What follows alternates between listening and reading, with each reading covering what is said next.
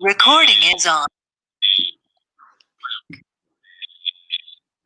Muy bien. Damos inicio a la clase de Introducción a la Integración Económica de la Facultad de Ciencias Económicas de la Universidad Nacional de Misiones. Como regla, les pido por favor que silencien los micrófonos. No sé quién. Sotelo, por favor, te pido por favor que silencies tu micrófono porque me estás acoplando.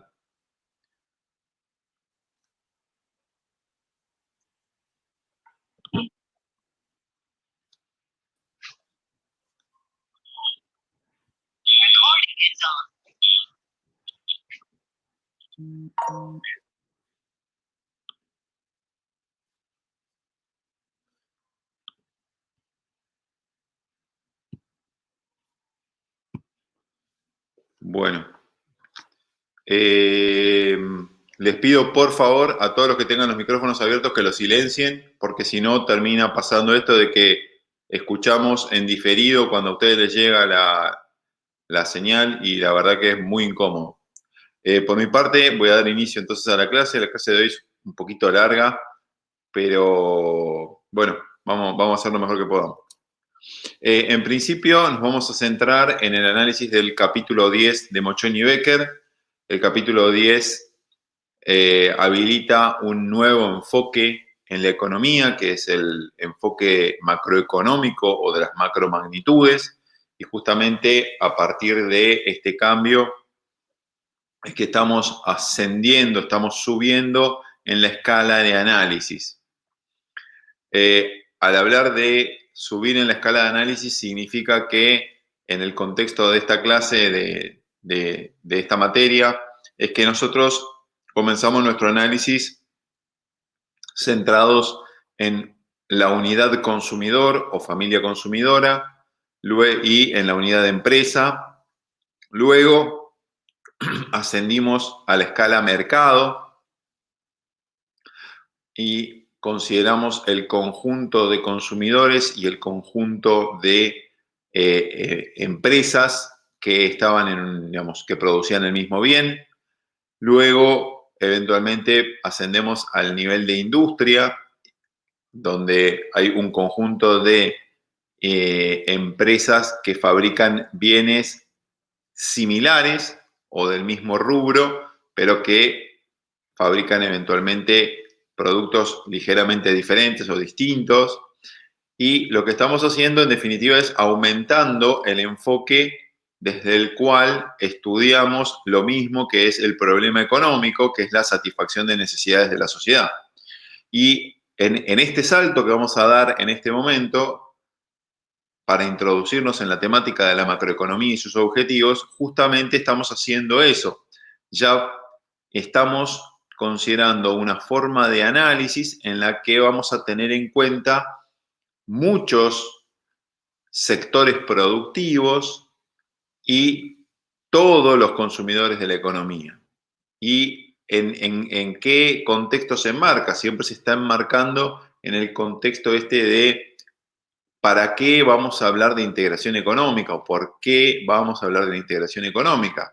Justamente porque lo que vamos viendo es cómo vamos ascendiendo en el enfoque, nos vamos, digamos, es como si al principio estamos en la tierra, ¿no? Cuando analizamos a un consumidor o a una empresa, luego subimos un poco, nos situamos a una cierta altura y vemos cómo funciona el mercado. Ahora subimos un poco más y vemos cómo funciona toda la economía de un país. Y finalmente subiremos un poco más y luego veremos cómo funcionan, cómo se relacionan diferentes economías o diferentes países. Y ese es un poco el enfoque. En esta clase justamente vamos a pegar ese nuevo salto en integración, y vamos a hablar de macroeconomía. ¿De qué hablamos? O sea, ¿qué analiza la macroeconomía? De acá hablamos cuando hablamos de la macroeconomía. Justamente lo que adoptamos es una visión global, un enfoque de toda la economía de un país, y analizamos el comportamiento de todos los hogares y de todas las empresas cuando interactúan en los diferentes mercados, cuando interactúan todos los hogares y todas las empresas digamos, en un mismo contexto, en una misma economía. Es decir, que de alguna manera estamos estudiando cómo funciona la economía en su conjunto. Estamos viendo cómo toman decisiones el conjunto de los hogares a partir de sus decisiones de consumo y el conjunto de los hogares a partir de sus decisiones, el conjunto de las empresas a partir de sus decisiones de producción.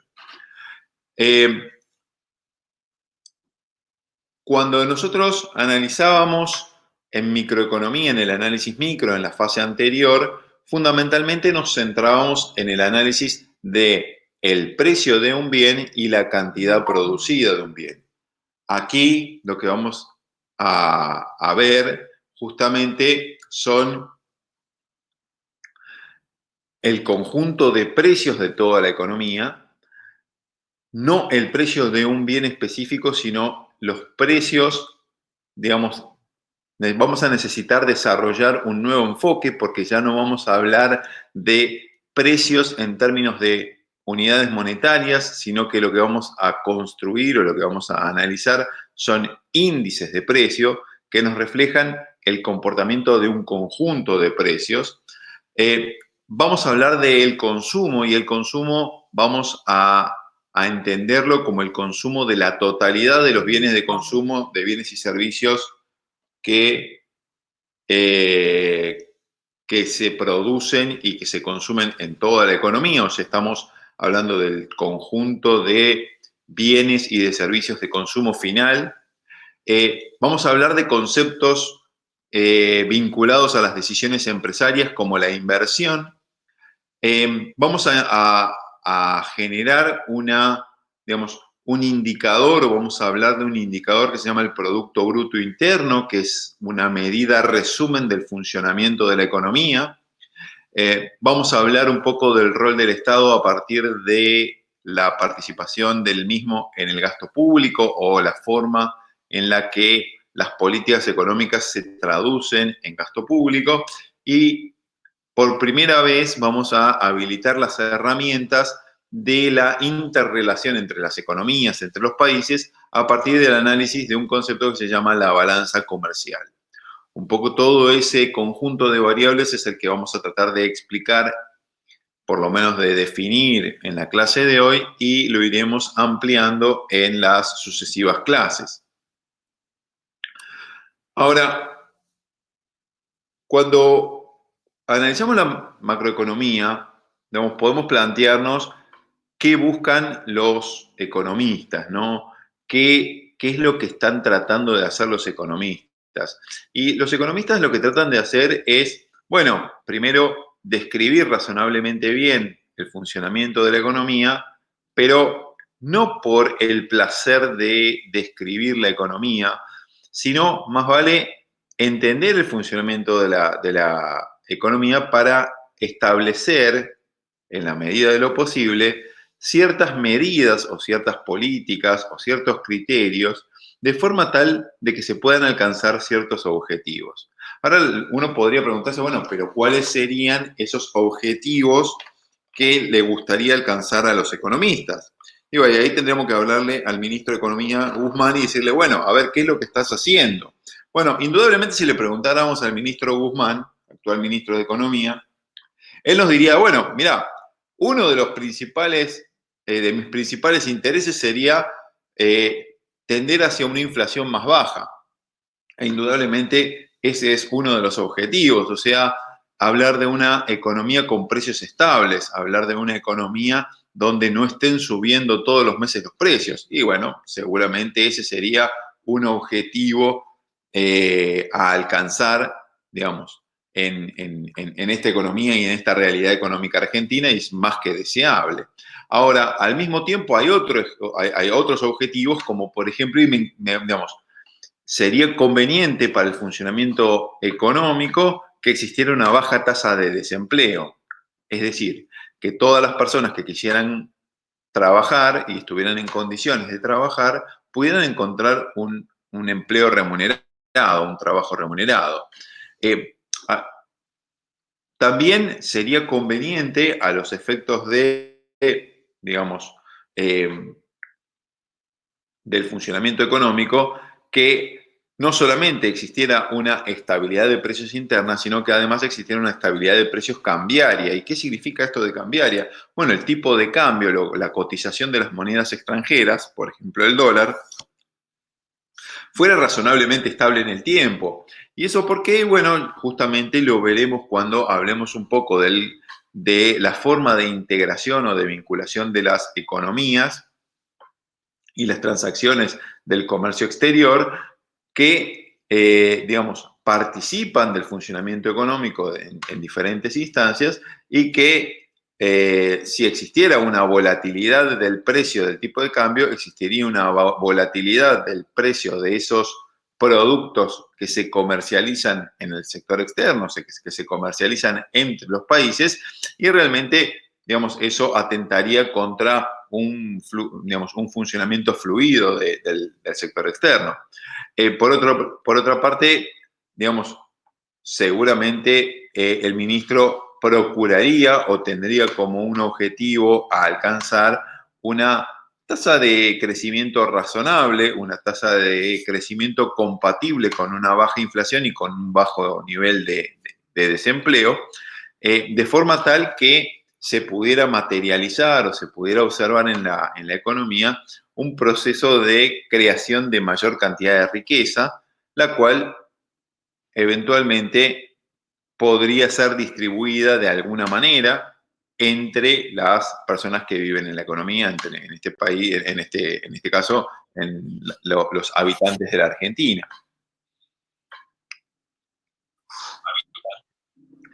Por favor, apaguen los micrófonos. Por favor, apaguen los micrófonos. Muy bien. Hasta el eco les pide que apaguen los micrófonos, por favor. Bueno, entonces tenemos los objetivos, pero tal vez por ahora aparecen un poco difusos los objetivos porque necesitamos más precisiones, necesitaríamos entrar en el detalle de cómo se definen cada uno de estos conceptos, que es lo que vamos a hacer a continuación. Entonces, en primer lugar, hay, digamos, cuando nos aproximamos a esta visión global de la economía, a esta visión macroeconómica, es conveniente definir, digamos, una unidad de medida para el funcionamiento de toda la economía. Una de las grandes preguntas que podríamos hacernos como, digamos, estudiantes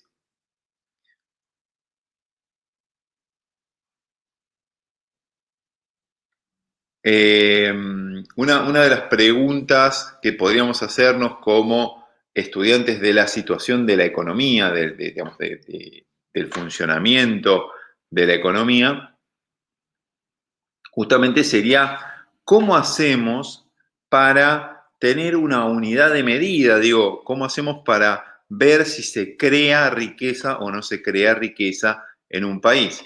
Bueno, uno de los grandes aportes que hace Adam Smith en su libro La riqueza de las naciones, que se publica en 1776 y da origen a las, digamos, o se constituye en el nacimiento de la economía como ciencia o la aproximación a la economía desde una perspectiva filosófico-científica, es entender o definir que el proceso de creación de riqueza está vinculado al proceso de producción de bienes y servicios, fundamentalmente de consumo final. Y es así que en la actualidad nosotros tomamos esa interpretación, digamos, esa interpretación originaria, y definimos una unidad de medida que nos permite poner digamos, en una misma unidad, digamos, en un mismo criterio de adición, en una forma de poder sumar, lo que significaría, por ejemplo, automóviles, libros, heladeras, ventiladores y eventualmente entradas de cine y comidas de restaurante. Digo, ¿cómo hago para sumar todo eso, ¿no? Automóviles, cines, casas, puertas, ventanas, clases de economía, eventualmente, o, digamos, entradas al cine, al teatro. ¿Cómo hago? Porque, digamos, es muy difícil si lo tengo que realizar en unidades físicas. Es muy difícil sumar lo que tradicionalmente se llama peras con manzanas. Entonces, ¿cómo hago para hacer esa suma, digamos, esa suma? Ese proceso de agregación justamente se realiza con el concepto de Producto Interno Bruto. Y el Producto Interno Bruto, o PIB para los amigos, es justamente el valor de todos los bienes y servicios finales generados en un país o producidos en un país. En ese sentido, es igual a la suma de los valores monetarios del consumo, el consumo que realizan las familias, la inversión bruta, que es la decisión que toman las empresas, las compras del Estado y las exportaciones netas. Aquí aparece una palabra, unas nuevas palabras como exportaciones, que se vinculan al intercambio internacional, al intercambio entre los países, y netas, que ya vamos a ver lo que significan. Y observen que el Producto Interno Bruto se define para un plazo determinado, que es un año de duración. O sea, es el valor de todos los bienes y todos los servicios finales generados en un país, pero durante un año. O sea, es todo lo que se produce en un año en una economía nacional. Ahora, esa definición, que es una definición conceptual,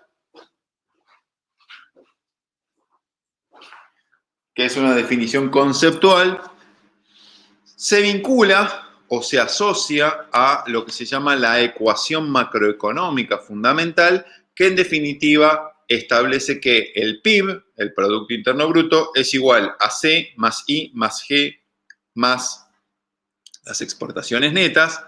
Y justamente, a ver, déjenme ver, ahí está. Déjenme ver un poquito.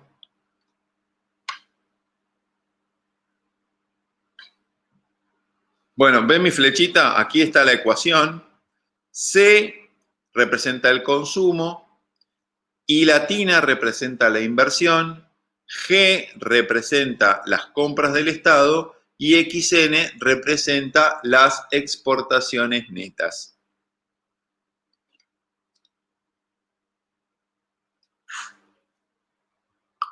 ¿De dónde viene este Producto Interno Bruto? ¿O cómo se genera o cómo es que se generan esa cantidad de bienes y servicios finales dentro del país? Bueno, una forma de interpretarlo es a partir de eso que llamamos el flujo circular de la economía. Observen que tenemos un esquema simplificado de los intercambios que se producen en la economía, y lo que vemos es que hay, digamos, hay líneas que van por afuera, que están vinculadas a las acciones de las familias, y las familias, por ejemplo, producen un gasto en bienes y servicios. O sea, de alguna manera, el proceso de compra de bienes y servicios por parte de las familias está vinculado a un gasto, pero a su vez ese gasto que realizan las familias en el mercado constituye el ingreso de las empresas, contra el cual las empresas otorgan justamente esos bienes y servicios como ventas. Ahora, la pregunta es, ¿de dónde sacan los ingresos las familias para materializar, para viabilizar ese gasto? Justamente ese ingreso le viene de la participación de las familias en el mercado de factores a partir de la venta de su, digamos, de su trabajo, de su tiempo para aplicarlo al proceso productivo. En ese sentido, las familias proveen al mercado de factores principalmente trabajo, pero también hay familias que son dueñas de la tierra y hay familias que son dueñas de las inversiones, de los bienes de capital, y todos esos factores productivos de alguna manera serán remunerados y tendrán asociado algún nivel de ingreso. Y esos ingresos, que son los ingresos con los que se remunera el proceso productivo, la participación del factor de producción en el proceso productivo, en realidad son los que le van a permitir a las familias luego realizar el gasto. Ahora, esos factores productivos intervienen en el proceso productivo porque son utilizados por las empresas, combinados por las empresas, y justamente las empresas van a remunerarlos. Al trabajo lo remunerarán con salario, a la tierra la remunerará con renta de la tierra y al capital lo remunerará por medio de los beneficios. Entonces lo que vemos es que salario, renta y beneficios van a constituir los ingresos de las familias. Esos ingresos de las familias se van a transformar en un gasto que van a realizar las familias en el mercado, lo cual le va a permitir tener ingresos a las empresas que van a poder remunerar los factores de producción con los que empezamos el análisis: salarios, renta y beneficios. Es por esto que si uno lo mira en términos monetarios o uno lo mira en términos de intercambio de bienes, servicios por un lado y factores productivos por el otro, se constituye este flujo circular de la economía, porque si uno lo piensa, el gasto de uno es el ingreso de otro y las ventas de uno son las compras de otros, y entonces se establece esta doble circulación, ¿no? Este flujo circular de intercambio, que muestra los intercambios que se realizan entre familias y las empresas. Ahí falta agregar eventualmente la participación del Estado, que ya veremos cómo participa, pero que podemos adelantarlo. De alguna manera el Estado aparece tanto como un proveedor de bienes y servicios como un receptor de ingresos, y la forma de ingresos por lo general suele adoptar la forma de impuestos.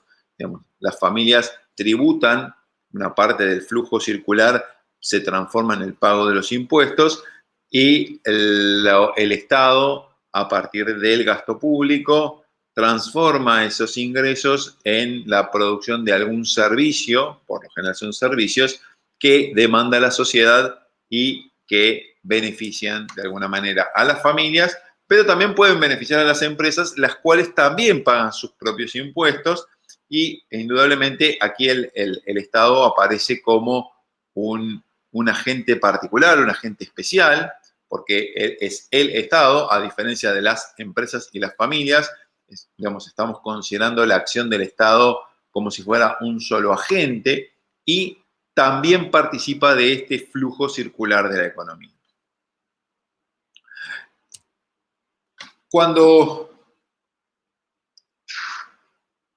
en economía tratamos de ver esto del Producto Interno Bruto, cómo se ve, cómo lo medimos, en definitiva vamos a terminar en un cuadro como el que se está proyectando.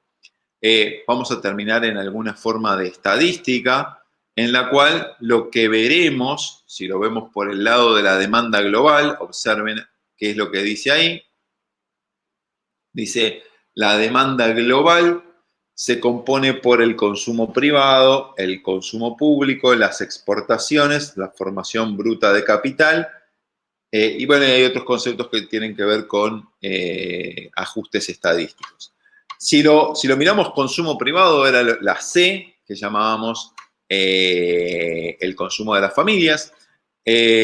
Si lo vemos como consumo público, vemos que eso correspondería al gasto público. Si vemos la formación bruta de capital fijo, esto se vincula a la I de inversión, la inversión de las empresas, pero lo que vemos es que no aparecen las exportaciones netas, sino que aparecen las exportaciones directamente, y es que justamente en este tipo de cuadro no aparecen las exportaciones netas, sino que aparecen, digamos, desarmadas las exportaciones netas, porque aparecen por un lado las exportaciones y por el otro lado las importaciones.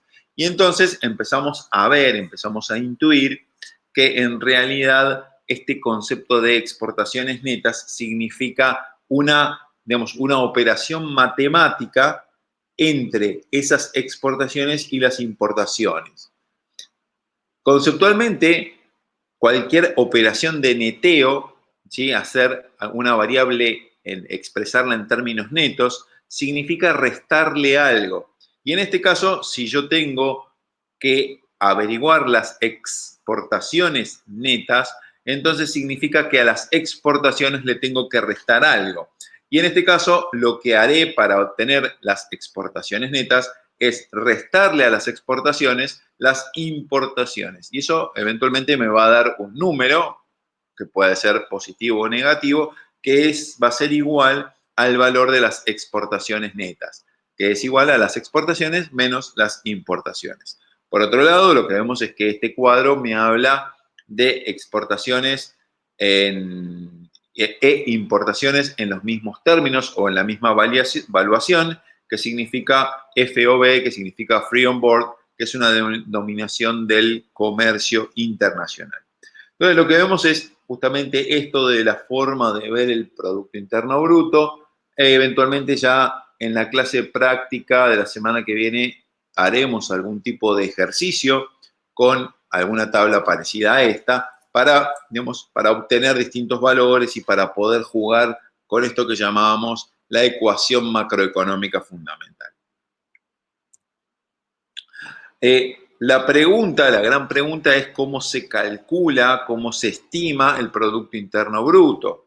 Y la verdad es que, digamos, existen como dos vertientes o como dos maneras muy agregadas. Una es a partir del flujo de gastos en bienes finales, ¿sí?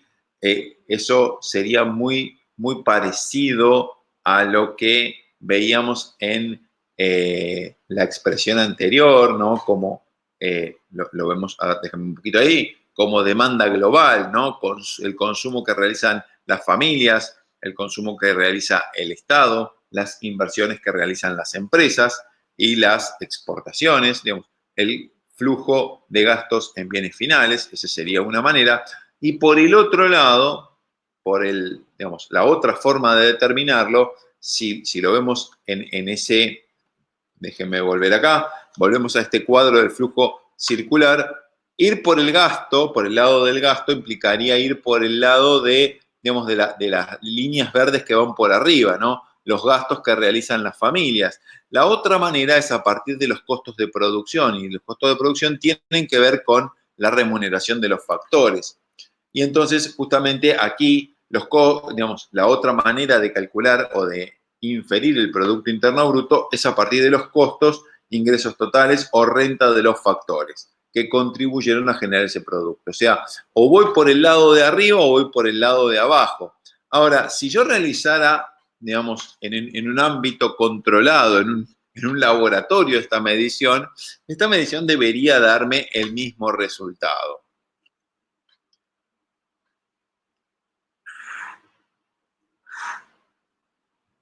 Si ustedes veían el cuadro anterior habla de una discrepancia estadística, y es que justamente como se miden de dos maneras diferentes y se utilizan esquemas de mediciones diferentes, tal vez haya alguna pequeña diferencia, y esas diferencias justamente son elementos, son pequeños, digamos, pequeñas transacciones o pequeñas variaciones de variables como las existencias que no son captadas o no fueron captadas con anterioridad. Y eso podría dar origen a una discrepancia entre los dos métodos, los cuales se compensan por esto de la discrepancia estadística. Digamos, hay un mecanismo de ajuste entre los dos conceptos, entre las dos formas de calcularlo.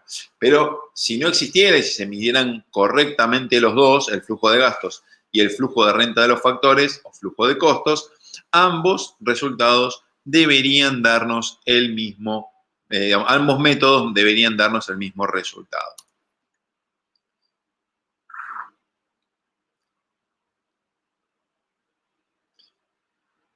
Ahora, Lo que, lo que nosotros tenemos que calcular para obtener el Producto Interno Bruto es el valor de los bienes finales, el valor de los bienes y servicios que consumirán las familias. Pero en una economía en funcionamiento, yo tengo por un lado las operaciones que realizan los productores de materias primas, por otro lado tengo las operaciones de los fabricantes de bienes intermedios, que son las piezas, los bienes o los servicios que utilizan las empresas productoras de bienes finales o de servicios finales, y por otro lado tengo el valor agregado.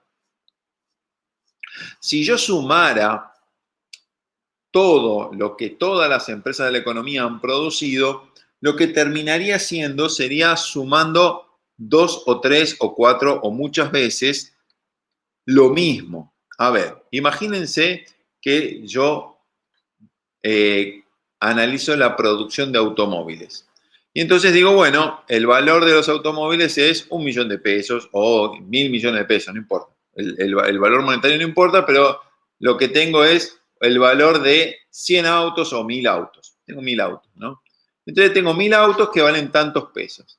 Ahora, si yo a la producción de automóviles, por otro lado, le sumo la producción de vidrio, por otro lado sumo la producción del acero, por otro lado sumo la producción de la goma, por otro lado sumo la producción digamos, de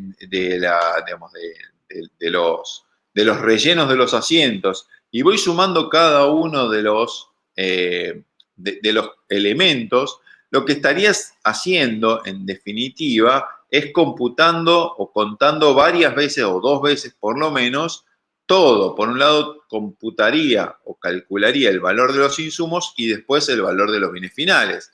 Pero en realidad a nosotros lo que nos interesa, en definitiva, es el valor de los bienes finales. En ese sentido, para evitarnos este problema de la doble contabilización, justamente es que una forma de entender el Producto Interno Bruto es como a partir del concepto del valor agregado.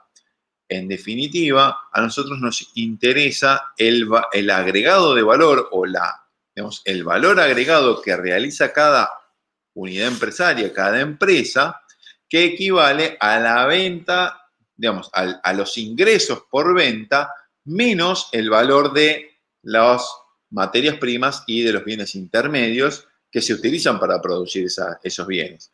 Entonces, de esa manera, si yo me concentro en sumar solo el valor agregado, lograría evitar este problema de la doble contabilización. Y ese es un criterio muy importante que nos permite a nosotros estar seguros de que el Producto Interno Bruto mide lo que tiene que medir.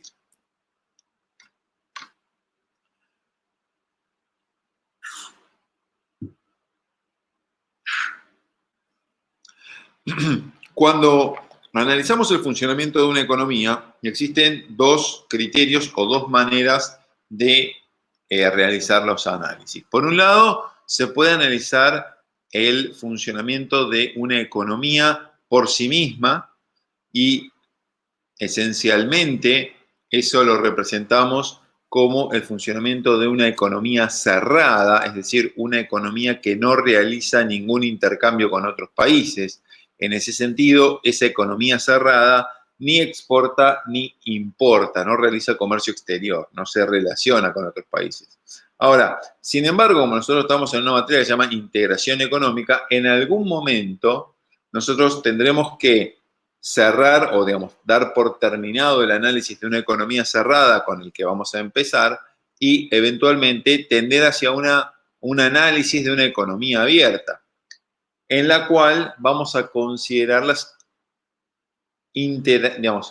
intercambios que se producen entre las economías y vamos a terminar analizando importaciones y exportaciones. Ahora, bien, como instrumento de ayuda, como imagen de ayuda, nosotros podemos entender este flujo circular del que hablábamos en unas diapositivas anteriores a partir de esa imagen en términos de, digamos, de qué manera contribuyen las diferentes acciones de los agentes económicos a ese flujo circular de la economía. Y lo que vamos a ver es que, por un lado, hay variables que tienen una flechita que va hacia adentro de los recuadros, ¿sí? Como la demanda, el gasto del Estado, las exportaciones, y esas demandas, el consumo también, el consumo está dentro del ciclo, del flujo circular de la economía, tanto el consumo privado, el consumo de las familias, como la inversión, como el gasto público, como las exportaciones, contribuyen positivamente al Producto Interno Bruto y a la generación de ese flujo circular. Ahora, acciones como las importaciones, en realidad las importaciones están detrayendo del flujo circular de la economía, están detrayendo de ese funcionamiento global y circular que tienen los flujos en la economía, y por eso es que tiene una flechita hacia afuera. Ahora, el ahorro también es una detracción, pero el ahorro es una detracción particular y también vamos a ver cómo se considera. Y los impuestos también, porque si uno lo piensa, los impuestos implican una reducción del poder de compra de las familias, por un lado. Es cierto que a partir del pago de los impuestos, las familias obtienen a cambio algo, obtienen algún tipo de servicio que le otorga el Estado. Sin embargo, cuando uno lo analiza en términos del flujo circular, es necesario detraer esa porción del flujo circular, que se le detrae una parte a los hogares y una parte a las empresas, para establecer justamente esa equivalencia entre lo que constituiría el ingreso nacional, o sea, el volumen global de ingresos vinculados a la producción de bienes y servicios en la economía, y el ingreso disponible que tienen los hogares para la materialización del consumo, la inversión en la economía.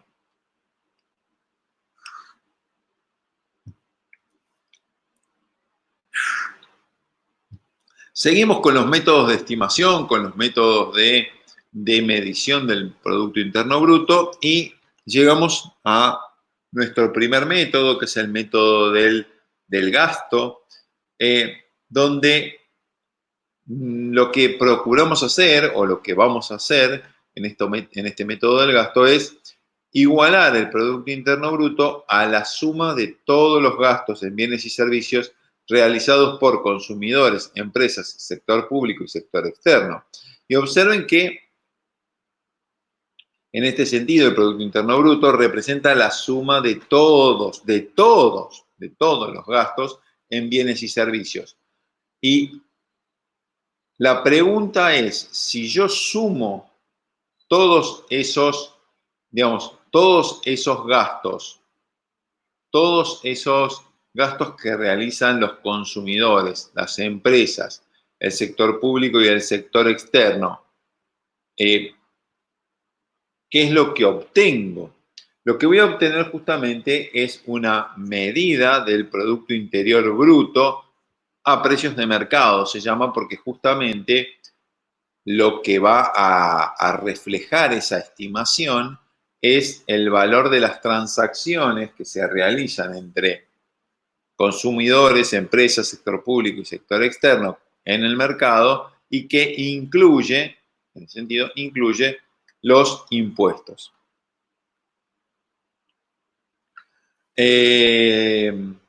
Ahora, desde esta perspectiva, lo que estoy haciendo es conceptualizar el Producto Interno Bruto como demanda agregada.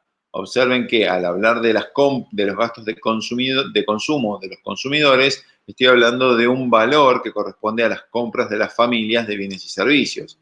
Cuando estoy hablando de la inversión, estoy hablando de la adquisición de bienes de capital por parte de las empresas. Observen que, digamos, no es cualquier tipo de compra de las empresas, sino las de bienes de capital, y en ese sentido son diferentes a la compra de insumos para la producción. Digo, no estoy contabilizando en esas acciones a las compras de insumos, de materiales, digamos.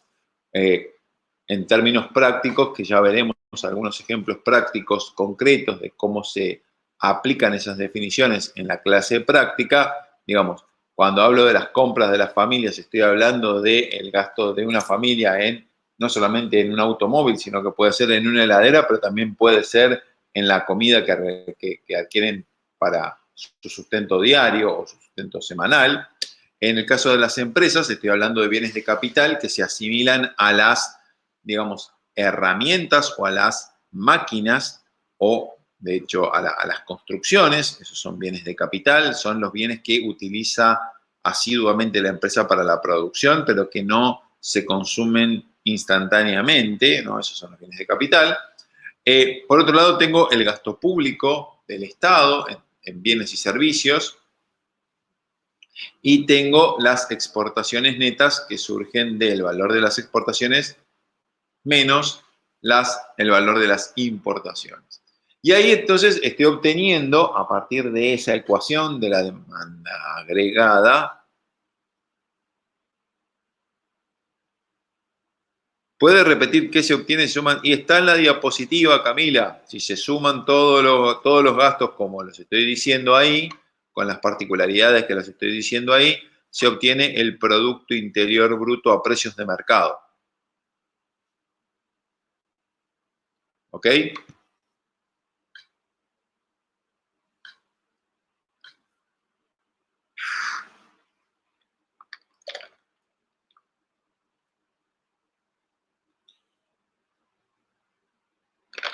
Muy bien. Entonces, tenemos una conceptualización de este concepto con el que empezamos el análisis de la clase de Producto Interno Bruto a partir de uno de los métodos de medición. Hay un segundo método que lo vinculaba yo al flujo que iría por abajo en el flujo circular en la primera diapositiva, sería ir por el otro lado, ¿no es cierto? Que sería el método del ingreso. Y el método del ingreso, justamente, lo que vamos a tratar de hacer es sumar todos los ingresos o rentas percibidas por las economías domésticas como contraprestación por aportar sus factores de producción o recursos al proceso productivo. Ese nombre justamente a lo que hace referencia es a lo que hablábamos de la remuneración de los factores de producción. Lo que vamos a tratar de hacer es ver cómo las empresas remuneran el uso de los factores de producción, cuánto le pagan al trabajo en concepto de salarios y cuánto obtienen los dueños del capital y de la tierra como excedente bruto de explotación, que está vinculado a eso que llamamos renta y beneficio, la renta de la tierra y los beneficios de las unidades productivas. Y cuando realizamos ese camino, digamos que sería por el lado de los ingresos o por la parte de abajo del flujo circular de la primera diapositiva, lo que obtenemos es el Producto Interno Bruto, pero obtenemos otro concepto del Producto Interno Bruto, porque en este caso vamos a obtener el Producto Interno Bruto a costo de factores. Y eso del costo de los factores tiene de por sí una diferencia con el del precio el precio de mercado. O sea, el Producto Interno Bruto a precio de mercado es mayor que el precio interno bruto a costo de factores. ¿Y en qué se diferencian? ¿En qué se diferencian? Se diferencian en que el Producto Interno Bruto a precio de mercado incluye los impuestos indirectos y el producto a costo de factores no lo incluye. Entonces, si queremos obtener, digamos, si quisiéramos transformar el Producto Interno Bruto a costo de factores obtenido de esta manera, digamos, a partir del lado de los ingresos, lo que tendríamos que hacer es al Producto Interno Bruto a costo de factores le sumamos los impuestos indirectos y le restamos las subvenciones o los subsidios que otorga el Estado, y entonces podríamos obtener como equivalencia el Producto Interno Bruto a precio de mercado. Entonces observen que podemos transformar un camino en el otro, pero tenemos que hacerlo con cuidado, tenemos que prestar atención a sumar todos los conceptos que me permiten lograr esa igualación. Conceptualmente, como decíamos, si seguimos un camino, el enfoque del consumo o el enfoque del gasto, o el enfoque de los costos o de las rentas, ambos enfoques son equivalentes siempre y cuando incluya en el análisis los impuestos indirectos netos, ¿ok? Siempre y cuando en el lado del ingreso o cuando hago el análisis por el lado del ingreso, yo incorpore en el análisis los impuestos indirectos netos. Y aquí aparece nuevamente esa palabra, impuestos indirectos netos. Netos significa que estoy neteando algo, estoy restando algo. Bueno, a los impuestos indirectos le estoy restando los subsidios o las subvenciones que paga el Estado y que constituyen en ese sentido cierto ingreso. ¿Ok? En ese sentido, entonces, tengo que incorporar esa operación matemática para lograr la equivalencia entre ambos conceptos. Cuando sigo la línea de análisis del Producto Interno Bruto a costo de factores, puedo adoptar tanto la vía de la remuneración de los factores de producción como la vía del valor agregado, digamos. Puedo adoptar dos metodologías diferentes. Una ir por el lado de la remuneración de los factores productivos y por otro lado analizar la suma del valor agregado de cada unidad productiva.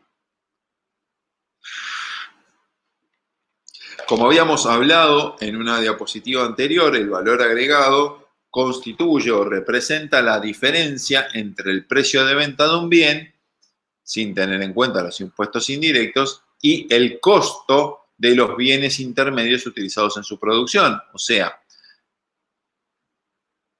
analizo los ingresos por venta de las empresas, pero resto los costos de producción.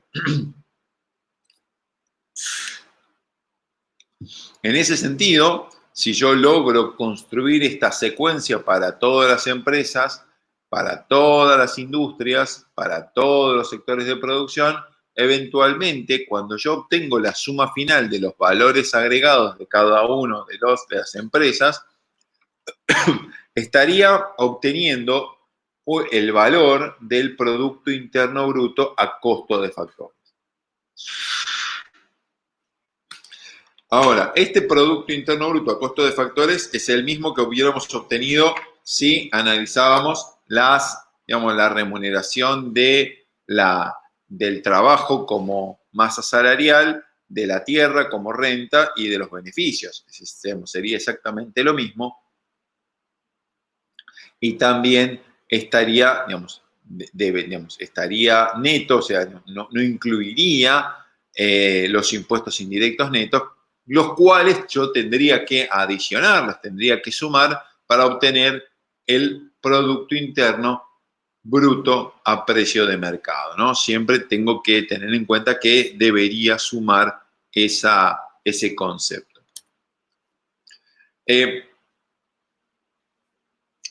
Como a manera de ejemplo, pero un ejemplo que perfeccionaremos eventualmente en una clase práctica, lo que hacemos es construir un ejemplo, digamos, esquemático de cómo sería la suma del valor agregado. Y para hacer esa suma del valor agregado, déjenme volver a la diapositiva anterior Bueno, analicemos, por ejemplo, algo parecido a esta cadena productiva agropecuaria, ¿no? O sea, nosotros tendríamos que tratar de pasar por todos los puntos de esa cadena, o sea, desde la producción agrícola hasta el procesamiento, hasta la distribución. Y bueno, esquemáticamente pasamos aquí de, digamos, la producción agrícola, que es la que me permitiría, por ejemplo, obtener el trigo. Luego ese trigo sería comercializado digamos, a un molino, que está definido como la harinera, digamos, la unidad productiva productora de la harina. Luego esa harina se utilizaría para la producción de pan, o sea, el molino le vende la harina a la panadería y la panadería eventualmente se lo vende al supermercado o a las diferentes panaderías o a los diferentes comercios para su comercialización hacia las familias. Entonces, lo que vemos es que, por ejemplo, digamos, y esto es un ejemplo muy esquemático y muy simplificado, consideramos que no existe ningún costo de factores asociados a la producción agrícola y que digamos, su participación en el mercado se produce únicamente a partir de la venta, como precio de venta, digamos, con un precio de venta positivo. Digamos, es como que la producción agrícola de trigo se le vende a los molinos a un valor de 5, no importa la unidad, digamos, son 5. Ahora, ese precio de venta del trigo constituye el costo que pagan las harineras por el trigo. Ahora, las harineras realizan su molienda, producen la harina, la empacan y se la venden a las panaderías. Después de realizado todo su procesamiento, venden la harina producida en 15. Y lo que estamos viendo es que mientras que el sector agrícola genera un valor agregado de 5, en el caso de la harinera, en este caso, como vende su producción a 15, pero tiene un costo de 5 pesos, que era o 5, que era lo que le costó el trigo, entonces el valor agregado por el sector de la molienda, que sería la harinera en este caso, es igual a 10. Ahora, lo que vemos es que las panaderías, digamos, las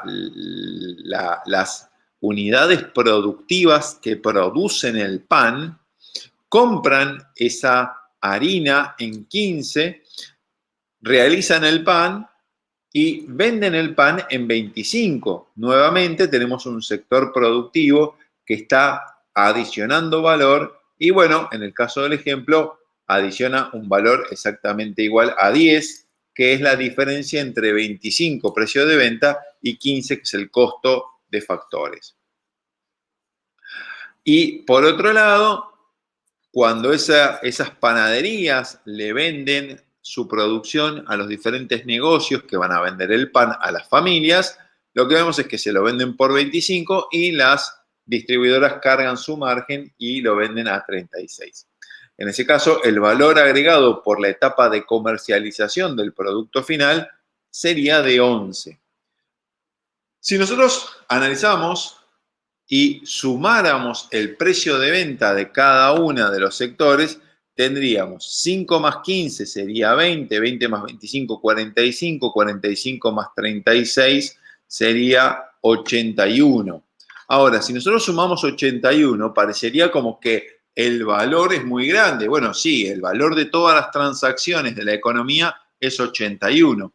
Pero si nosotros queremos obtener el Producto Interno Bruto, entonces lo único que vamos a sumar es el valor agregado por cada sector productivo. Y al sumar el valor agregado de cada sector productivo, en definitiva, lo que obtenemos es 36, que es igual al valor de venta de la producción de las distribuidoras.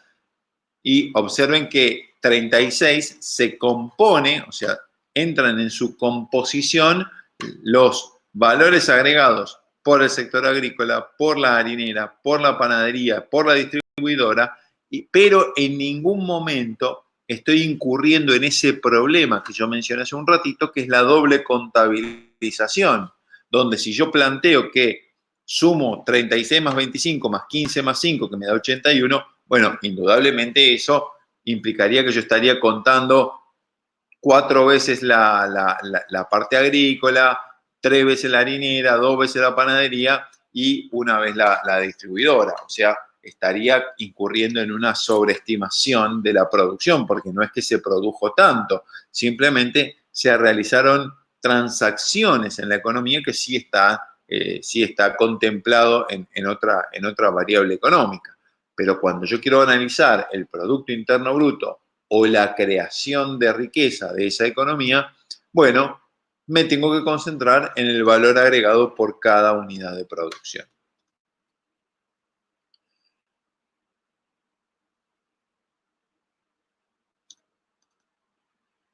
Como para ir cerrando el análisis, lo que vemos es que así como puedo obtener eh, el Producto Interno Bruto a partir de el comportamiento de las familias como consumidoras, del Estado como, digamos, a partir del gasto público, de las empresas como inversoras, también lo puedo ver por el lado del valor agregado, y al verlo por el lado del valor agregado, yo lo que tendría que hacer es un análisis pormenorizado de la producción que se realiza en cada empresa, y esa producción que se realiza en cada empresa la tengo que sumar. Bueno, una forma de sumar la producción de todas las empresas es clasificando a las empresas por su participación en algún sector productivo. Y en este sentido, en las estadísticas nacionales existe una clasificación que está mencionada en ese cuadro, ¿no? La categoría A, que sería agricultura, ganadería, caza y silvicultura; el punto B, que es pesca; el punto C, que es explotación de minas y canteras. Eso correspondería a la denominación de sector primario en una escala genérica. A partir del D, industria manufacturera, electricidad, gas y agua y construcción constituyen el sector secundario. Y luego, en lo que llamaríamos G, H, I, J, K, L, M, N, O y P, constituyen el sector terciario, vinculado más que nada a la producción de servicios. Lo que vemos es que eventualmente un camino o el otro debería llevarnos hacia el mismo número, hacia el mismo valor monetario.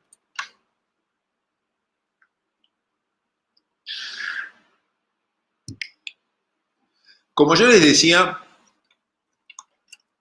cuando subimos en la escala de análisis, cuando subimos en nuestro enfoque económico y tratamos de representar el funcionamiento de toda la economía, no tiene sentido que nos concentremos en los valores o en los precios de los bienes individuales, de cada uno de los precios, sino que en realidad lo que nos interesa es el comportamiento de todos los precios de la economía.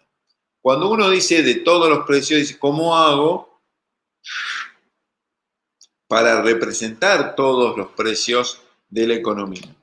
Y aquí interviene justamente, es un beneficio o una participación de una herramienta, que es una herramienta estadística que contribuye al análisis económico, que es la creación de un índice de precios.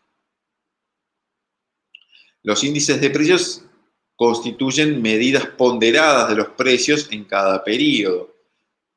Ahora, observen que aquí hay una palabra importante, que es la palabra ponderada. ¿Qué significa esto de ponderada? Significa que, digamos, de alguna manera yo tengo que asignarle una importancia a cada uno de los precios de la economía.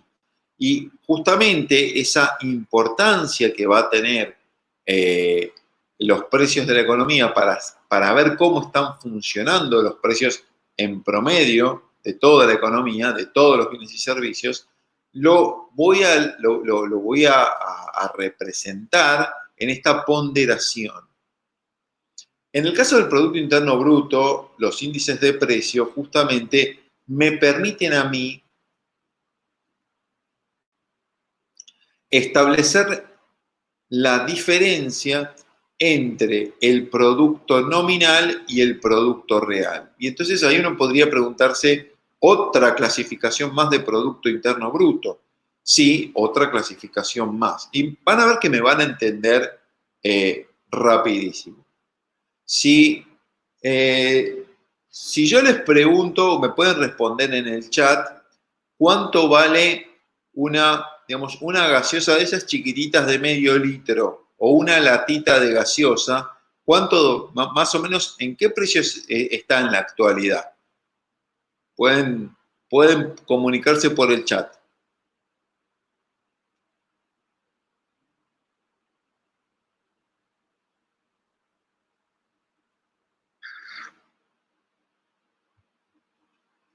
¿Cuánto cuesta una lata de gaseosa? De cualquier gaseosa. No, pero digamos, pongámosle, sí, pongamos 80 pesos o 100 pesos, no importa, dependiendo de la marca, correcto. 80 pesos, 100 pesos, no importa. Bueno, ustedes, 50, nosotros vendemos a 50 la de Manaos, la chiquita, la botellita chiquita, Camila. Bien, perfecto. Bueno, ustedes piensen que hace muchos años, posiblemente tantos años que muchas de ustedes no habían nacido, hace muchos años cuando este profesor que les habla era joven e iba a la universidad, así como ustedes, la latita de gaseosa de una gaseosa muy conocida que no voy a mencionar, costaba 50 centavos. Ahora,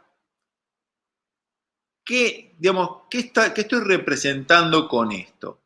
Con esto estoy representando justamente esta diferencia entre lo que llamaríamos el Producto Interno Nominal, Interno Bruto Nominal. El Producto Interno Bruto Nominal refleja los valores monetarios corrientes o del periodo, ¿sí?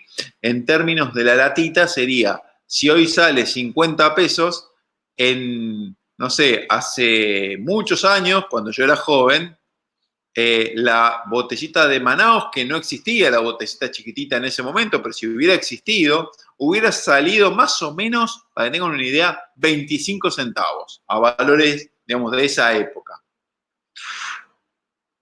Ahora, si yo comparo 25 centavos contra 50, digo, o la botellita era muy chiquitita, era casi una tapita, o ¿qué está pasando? Bueno, lo que pasa es que cuando yo digo 50 pesos, estoy concentrado en el valor monetario actual.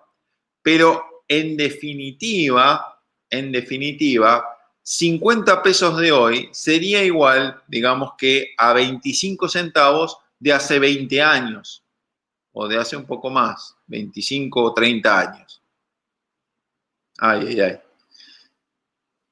Cuando uno llega a esos valores de edades, ya uno se deschaba solo. Pero bueno, en definitiva, estamos hablando del mismo bien, de la misma unidad, latita o botellita de gaseosa, pero de valores monetarios diferentes. Y esto es muy importante porque justamente si yo estoy hablando de la creación de riqueza y genero o comparo o establezco un valor nominal, un valor monetario, puede ser que obtenga un valor muy grande, pero que en realidad no esté vinculado realmente a la producción, digamos, a la creación concreta de bienes y servicios de los que disfruta la comunidad.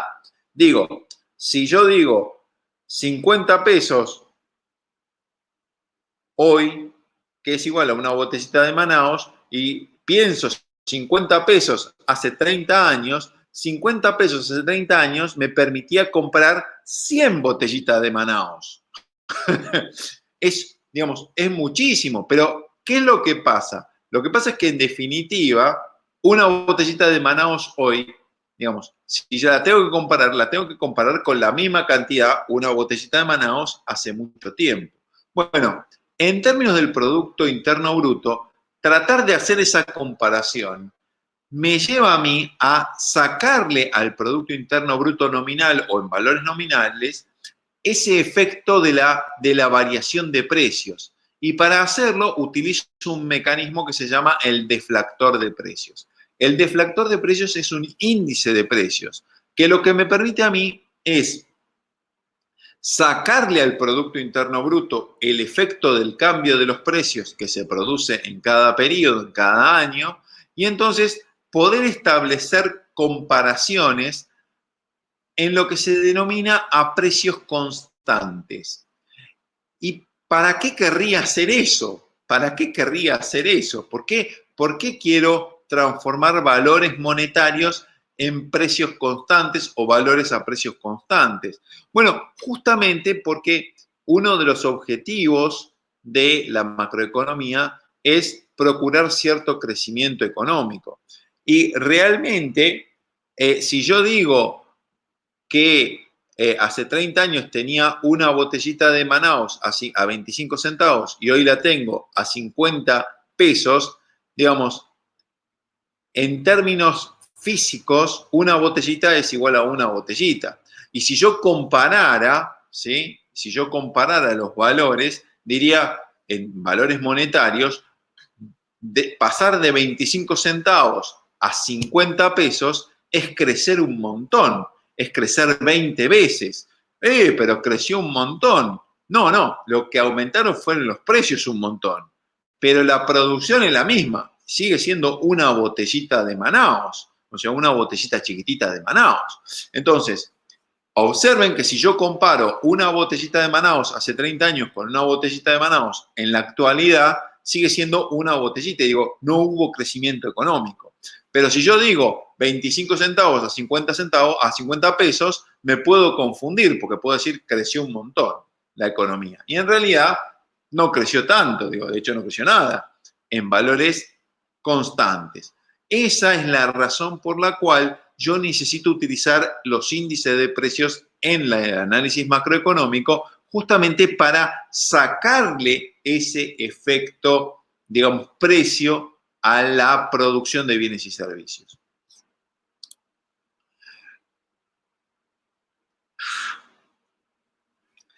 Si yo comparo el Producto Interno Bruto a valores corrientes, que significa en términos nominales, ¿sí? Y comparo digamos, el Producto Interno Bruto del 2019 con el del 2018, lo que yo voy a tener es una variación del 47%. Si yo veo 47%, digo, ¿cómo creció la economía? Casi creció un 50%.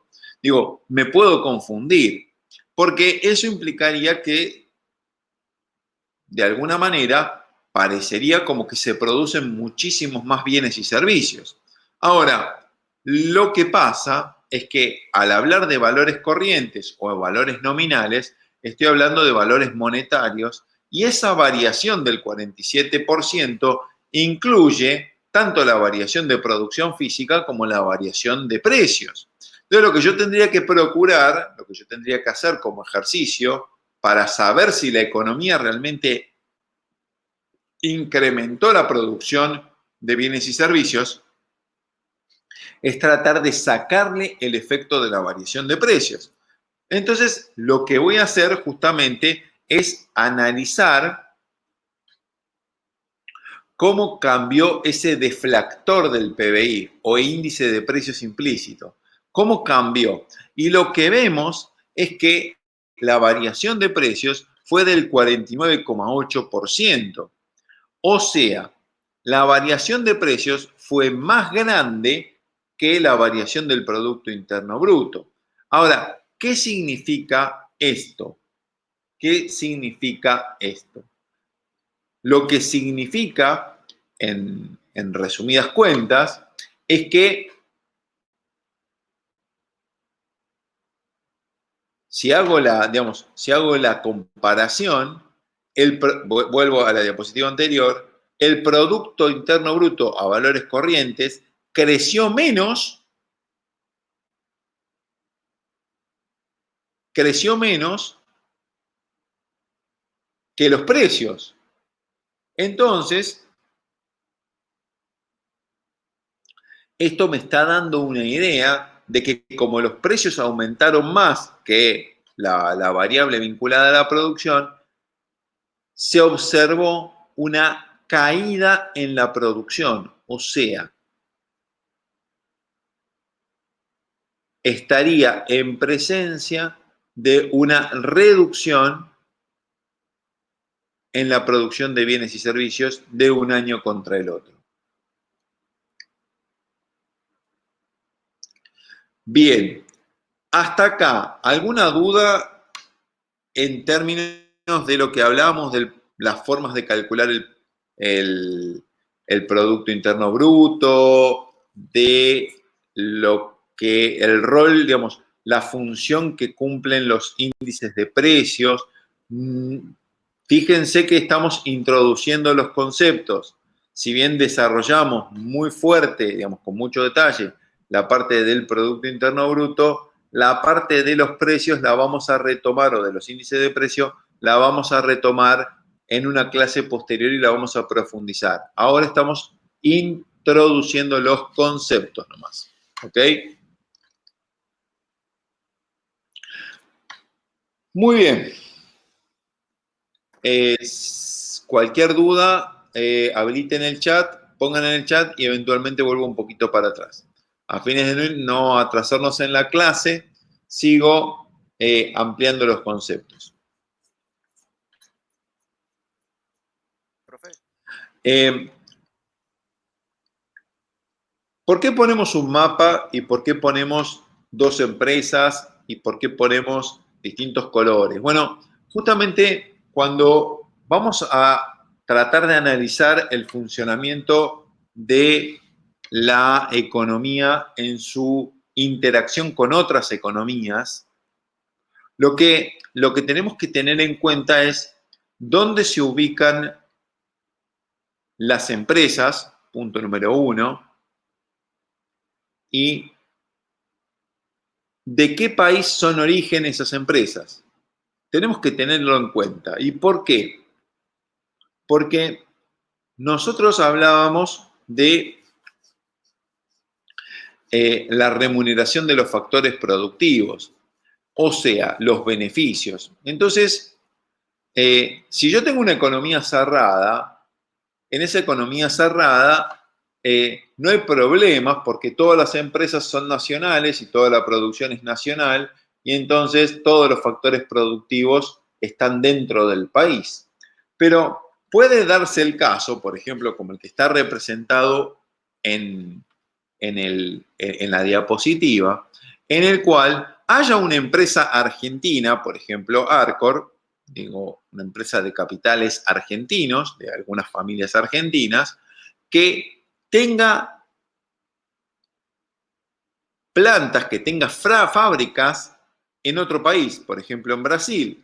Entonces, en este sentido, Arcor, por un lado, tiene fábricas en la Argentina y contribuye al Producto Interno Bruto de Argentina, pero por otro lado, tiene fábricas en Brasil y contribuye al Producto Interno Bruto de Brasil.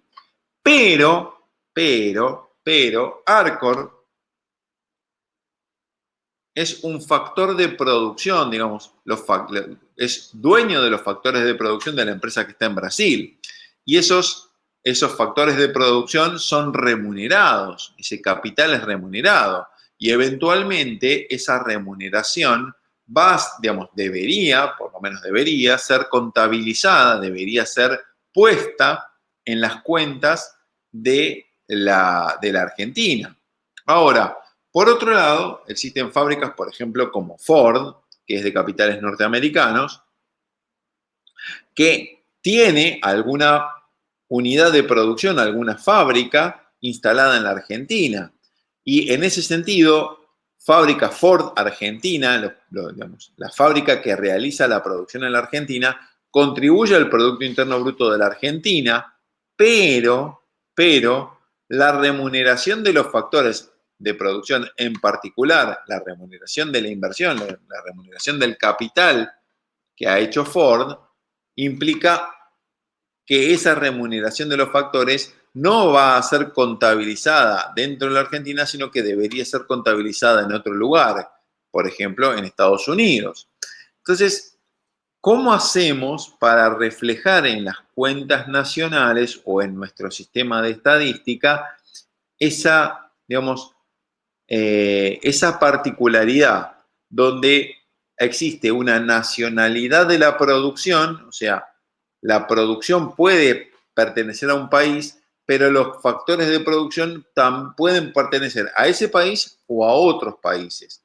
Bueno, para eso justamente tenemos que hacer una ampliación o digamos, una reclasificación de los productos internos y justamente tenemos que hablar de lo que se llama el Producto Nacional.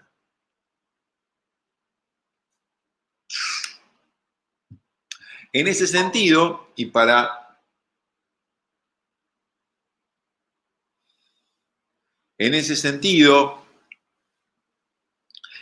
tener en cuenta digamos, esta particularidad de la nacionalidad de la producción y la nacionalidad de los factores productivos,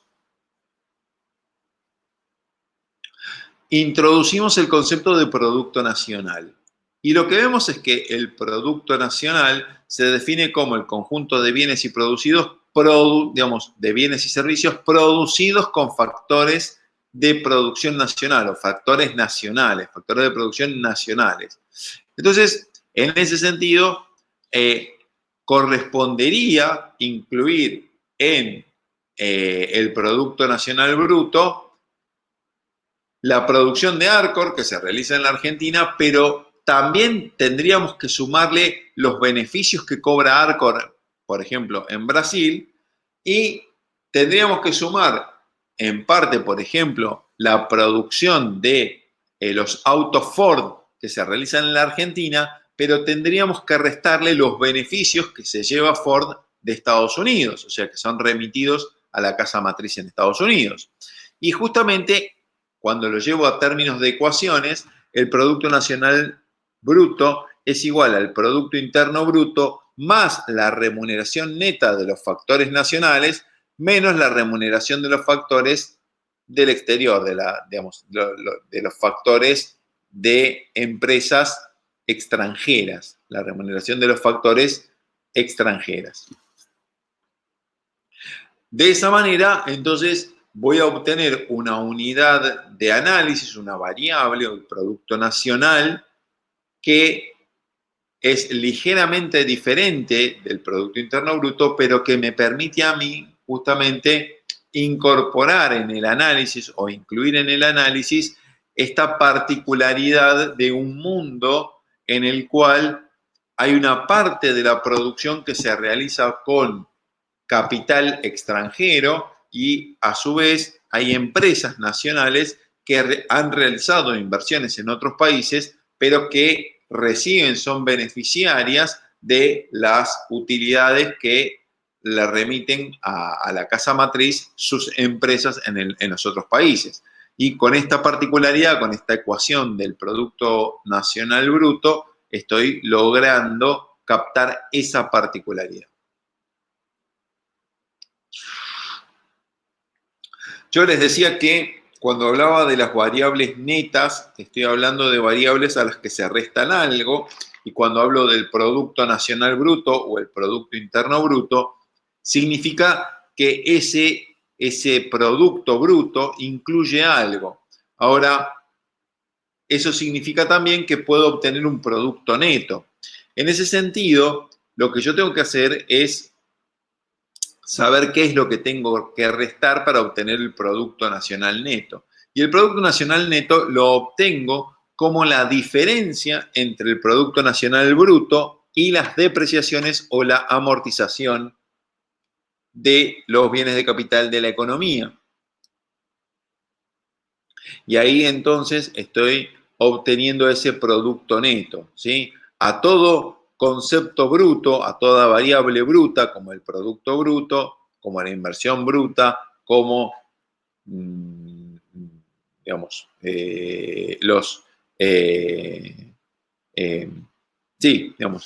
producto bruto, producto interno bruto o producto nacional bruto o la inversión bruta fija, son conceptos que están incluyendo dentro de sí mismos este concepto de depreciación o de amortización.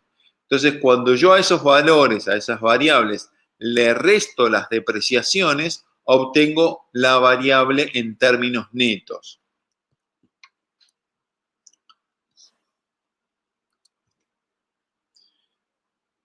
Ahora, hay una serie de operaciones matemáticas que a mí me permiten obtener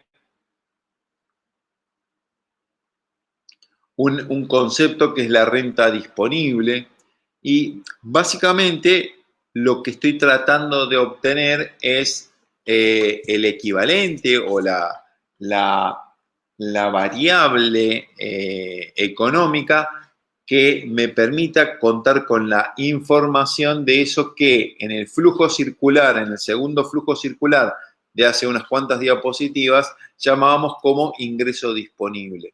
¿Por qué nos interesa esa variable? Nos interesa esa variable porque de alguna manera el ingreso disponible es la variable que en términos macroeconómicos utilizamos para establecer el comportamiento de las grandes variables económicas como el consumo o la inversión. Digamos, necesitamos conocer esa renta disponible para establecer el comportamiento de esas variables. ¿Por qué? Porque en definitiva, tanto las decisiones de consumo como de inversión están basadas en rentas disponibles, no en los valores en los valores que incluyen otro tipo de restricciones. O sea, cuando uno toma la decisión de si va a realizar una compra o una inversión, en definitiva va a analizar digamos, los ingresos con los que cuenta o el dinero, digamos, los montos con los que cuenta, podríamos decir, en términos prácticos, uno revisa su billetera y dice, bueno, tengo tantos billetes, puedo gastar tanto dinero en la adquisición de un bien, no, digamos, y en esos cálculos no está incluyendo todos los impuestos que ha pagado, porque, digamos, digamos, no sería adecuado, ¿no? Decir, bueno, cobrate una parte con los impuestos que pagué, sería muy divertido eso, ¿no? Entonces, justamente, cuando obtengo o cuando trato de estimar digamos, la renta nacional, obtengo este concepto de renta nacional, digamos, yo lo que tengo que hacer es ir detrayendo el conjunto digamos, de valores que no se computan dentro del flujo de ingresos que van a recibir las familias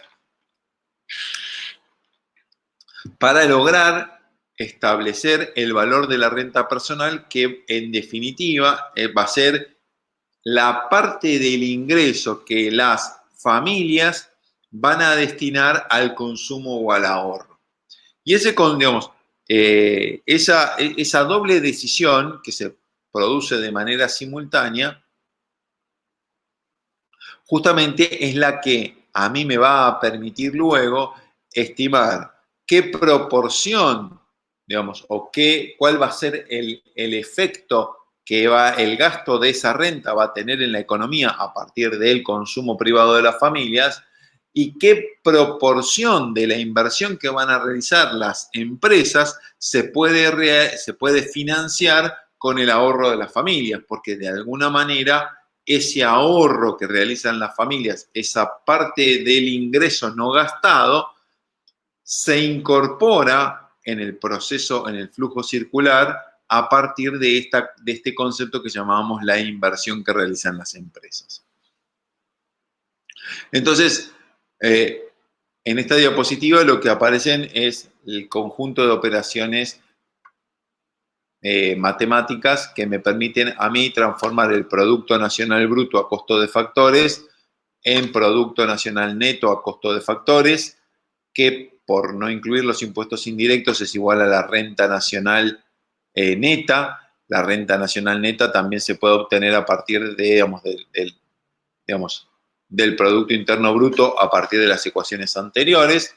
Y cuando a esa renta nacional neta les resto los beneficios no distribuidos, los impuestos las cargas sociales y las transferencias que realiza el Estado, obtengo la renta personal disponible, y cuando, digamos, TV son los impuestos a los beneficios, ¿sí? Beneficios no distribuidos, impuestos a los beneficios, las cargas sociales y las transferencias. Cuando yo neteo, cuando yo resto todos esos conceptos, obtengo la renta personal, y cuando a la renta personal le resto los impuestos directos, obtengo la renta personal disponible. Y la renta personal disponible es el monto, digamos, agregado sobre el que las familias van a realizar la decisión de consumo o de ahorro en el periodo en curso.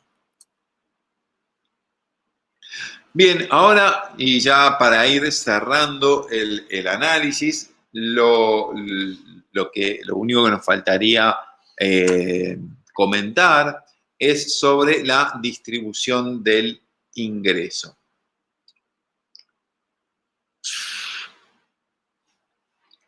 Lo que nosotros vemos es que existe una forma de analizar la distribución del ingreso, y esa distribución del ingreso justamente tiene que ver, por un lado, con la renta y por el otro lado con la riqueza. Cuando hablamos de la riqueza, básicamente lo que analizo, lo que trato de analizar es quiénes son los dueños de los activos físicos. ¿Qué son los activos físicos? Son las empresas, son los campos,